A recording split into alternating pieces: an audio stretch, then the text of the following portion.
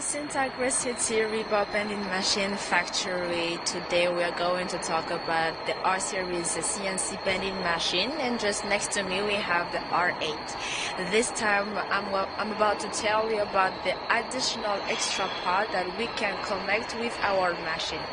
This, just next to me, we have the wire collector, an automatic one, which is connected directly to the machine to collect any finished product, any workpiece. So we recommended you to use this rack collector for the model R8 and R6 because with the R7 and R9 it cannot be used due to the design, the external inclination for 45 degrees. When you use the rack collector, you can set up the parameter in the machine between 200 to 500 millimeter when you set up the size. So we recommended you to use this collector for square, rectangle, circle or trapezoid shape. Thank you for watching this video.